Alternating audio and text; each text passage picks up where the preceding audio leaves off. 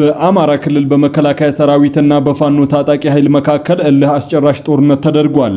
በጦርነቱ ብዙ ከፍተኛ አመራሮች ተገድለውበታል። እጅግ ልዩ ሰበር ዜና ከስፍራው ደርሶናል፣ በቆይታችን ይቀርባል። በኦሮሚያ ክልል ምስራቅ አርሲ ዞን የተፈጸመው ዘግናኝ የንጹሃን ጭፍጨፋ የኢትዮጵያ ኦርቶዶክስ ተዋሕዶ ቤተክርስቲያን አማኞች ላይ ያነጣጠረ አይደለም ሲል ቦታው ድረስ ሄጄ አጣርቻለሁ ያለ ተቋም መረጃ ልኮልናል፣ ወደ እናንተ ይቀርባል። በአማራ ክልል አንዲት የጤና ባለሙያ ሕይወት በማዳን ስራዋ ላይ እያለች በጥይት ተደብድባ ተገላለች። ከስፍራው የደረሰንን ዘገባ የምትሰሙት ይሆናል። በሰሜናዊ ሱዳን ኮርዶፋን ግዛት ውስጥ እየተባባሰ በመጣው የጸጥታ ችግር ምክንያት ወደ 200,000 የሚጠጉ ሰላማዊ ዜጎች መፈናቀላቸውን የተባበሩት መንግስታት ድርጅት አስታወቀም። ክቡራትና ክቡራን የጥበብ ሚዲያ ቤተሰቦች በዛሬው ቆይታችን እነዚህንና ሌሎችንም ሀገር አቀፍና ዓለም አቀፍ መረጃዎችን በዝርዝር የምናሰማችሁ ይሆናል። ሚዲያችን በጋዜጠኞች የተመሰረተ ሚዛናዊና ተአማኒ መረጃዎችን በየዕለቱ የሚያደርሳችሁ ገለልተኛ የሚዲያ ተቋም ነው።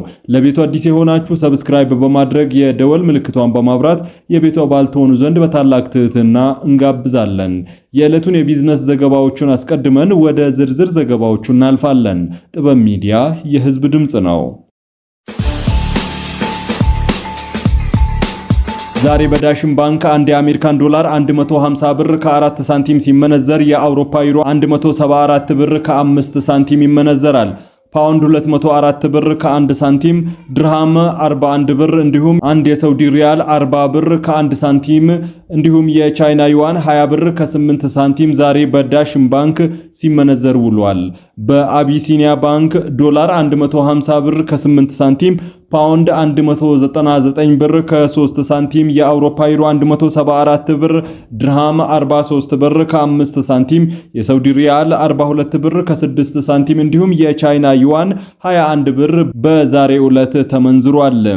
በህብረት ባንክ አንድ የአሜሪካን ዶላር 149 ብር ከ4 ሳንቲም፣ ፓውንድ 195 ብር ከ7 ሳንቲም እንዲሁም የአውሮፓ ዩሮ 172 ብር ከ2 ሳንቲም ይመነዘራል።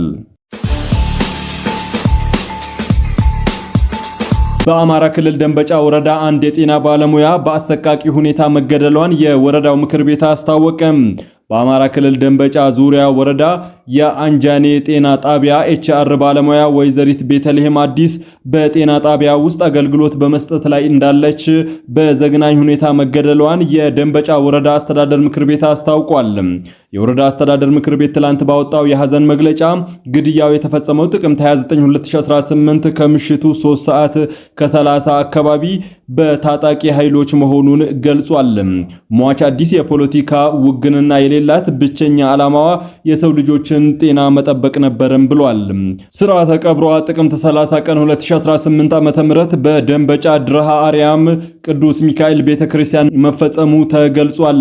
መግለጫው የጤና ባለሙያን በስራ ቦታ ገብቶ በጥይት መደብደብ የዓለም አቀፍ የጦርነት ሕግን የጣሰ ፍጹም የጭካኔና የሽብር ድርጊት ከመሆኑም በላይ በገዛ ወንድሞቿ መገደሏ ልዩ ያደርገዋል ሲል አክሏል።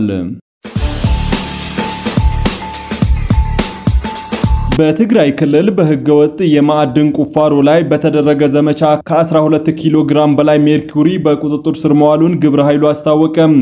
በትግራይ ህገወጥ የማዕድን ቁፋሮን ለመከላከል ለመዋጋት የተቋቋመው ግብረ ኃይል በክልሉ ባልተፈቀደ የማዕድን ማውጣት ስራ ላይ ሊውል የነበረ ከ12000 ግራም በላይ ሜርኩሪ መያዙን የክልሉ መገናኛ ብዙሃን ዘግበዋል።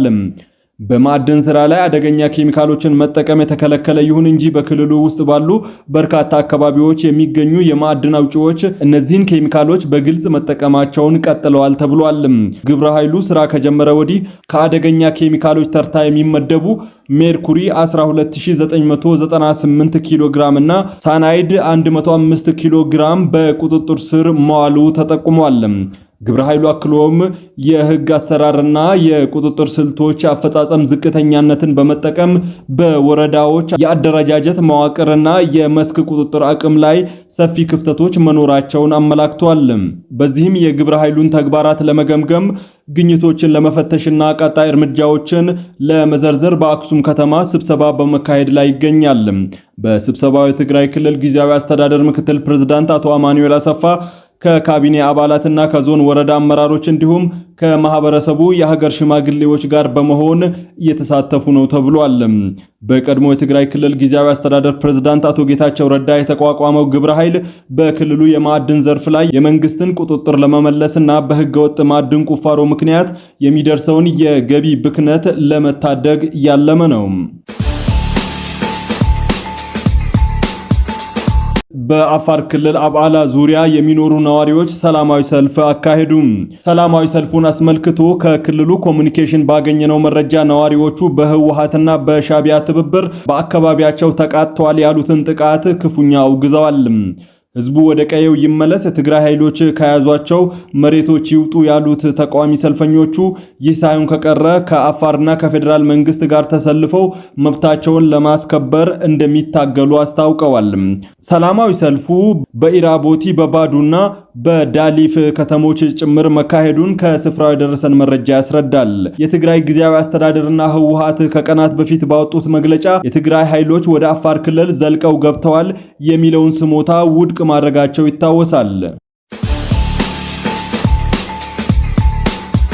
በቀድሞ የክልሉ ሰላምና ጸጥታ ቢሮ ኃላፊ አቶ አማኑኤል ጢሞቴዎስና የፖሊስ ኮሚሽነሩ አቶ ሽመልስ ቶማስ ላይ የሲዳማ ክልል ፍትህ ቢሮ ክስ መመስረቱን ገለጸ። የቀድሞ ሰላምና ጸጥታ ቢሮ ኃላፊ አቶ አለማየሁ ጢሞቴዎስ በ4 የተለያዩ መዝገቦችና በ11 ተደራራቢ ክሶች እንዲሁም የፖሊስ ኮሚሽነር የነበሩት አቶ ሽመልስ ቶማስ በ3 መዝገቦችና በ7 ተደራራቢ ክሶች ማለትም ስልጣንን ያለ አግባብ በመገልገል የመንግስት ስራን በማይመች አኳኋን በመምራትና ህገወጥ መሳሪያ ዝውውር፣ በህገወጥ ኮንትሮባንድ ንግድና በህገወጥ የፖሊስ ማዕረግ አሰጣጥና በሌሎች ወንጀሎች ክስ ተመስርቶባቸዋል። በኢፌድሪ ፍትህ ሚኒስቴር የሐዋሳ ቅርንጫፍ አቃቤ ህግ የሚታዩ ክሶችን በተመለከተ የሰብአዊ መብት ጥሰቶችና በግለሰቦች እጅ እንዳይያዙ የማይፈቀዱ የመገናኛና የጦር መሳሪያዎችን ይዞ መገኘት ተያያዥ ጉዳዮች ጋር ተያይዞ ምርመራ የተጠናቀቀ ሲሆን የክሱን አጠቃላይ ሂደት ተከታትሎ ይፋ እንደሚያደርግ የሲዳማ ክልል ፍትህ ቢሮ ገልጿል። በአርሲ ዞን በንጹሃን ላይ የተፈጸመው ጥቃት ዘርና ሃይማኖት እንዲሁም ጾታ ሳይለይ የተፈጸመ ነው ሲል የኢትዮጵያ ሃይማኖት ተቋማት ጉባኤ ገለጸ። የኢትዮጵያ ሃይማኖት ተቋማት ጉባኤ በኦሮሚያ ክልል አርሲ ዞን የተፈጸመውን የንጹሃን ጥቃት አስመልክቶ ጉዳዩ እንዲያጣሩ የላካቸው ከተለያዩ ቤተ እምነቶች የተወጣጡ ልዑካን ቡድኖች በዛሬው ዕለት የደረሱበትን የመረጃ ሪፖርት አቅርበዋል። ልዑካን ቡድኑ ባቀረበው የመረጃ ሪፖርት እንዳለው ከሆነ ከጥቅምት 25 እስከ 30 ድረስ ጥቃቱ ተፈጸመ የተባለበት አርሲ ዞን 5 ወረዳዎችን በመገኘት የአካባቢው ነዋሪዎችንና የሚመለከታቸው አካላትን ማነጋገሩን ገልጿል።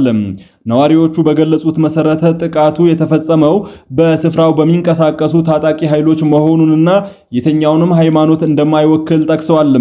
በጥቃቱ የእስልምናና የክርስትና እምነት ተከታዮች እንዲሁም አባ ገዳዎች ሕይወታቸው ማለፉን በሪፖርቱ ተነስቷል።